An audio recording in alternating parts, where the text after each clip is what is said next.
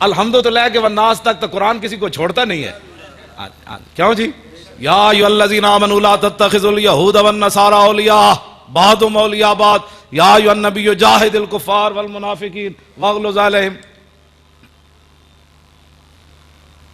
علیہم وقاتلوہم حتی لا تکون فتنۃ ویکون الدین کلہ للہ واعدوا لہم ما استطعتم من قوۃ ومن رباط الخیل. میں پکا حافظ ہوں. میں تو کوئی نہیں پڑھیا جتے اسلام کہندا ہوئے سر جھکا لو.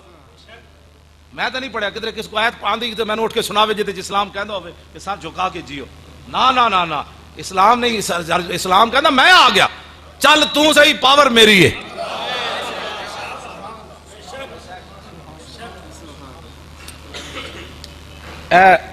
جدو غزوہ خندق تو میرے آقا واپس تشریف لے آئے نا تو ام المومنین حضرت عائشہ صدیقہ فرمانیاں کہ اجے رسول اللہ نے ایک طرفوں سر اقدس دھوتا سی تے دروازے ہوتے جبریل آ گئے. فرمانیاں کہ حضور نے دوسری طرفوں سر اقدس نہیں دھوتا تے حضور باہر دروازے تے تشریف لے گئے.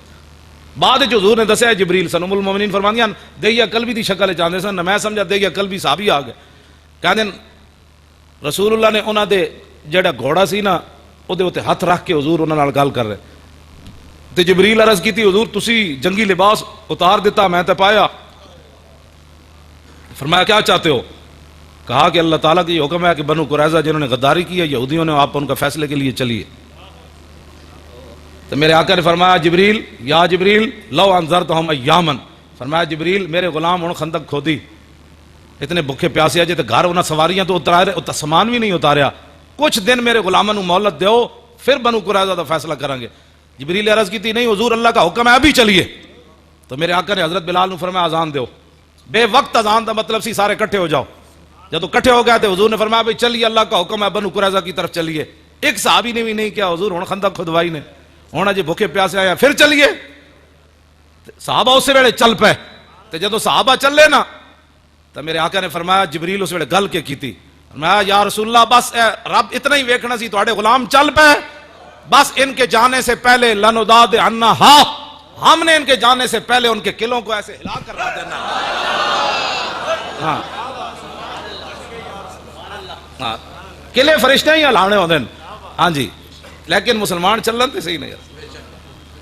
انہاں جدوں برما وچ چیخاں نہ سنیاں برما دیاں بچیاں چیخیاں انہاں کہا جی ہے کوئی محمد بن قاسم. انہاں کو کیا نہیں جلیاں ہوئی ہو.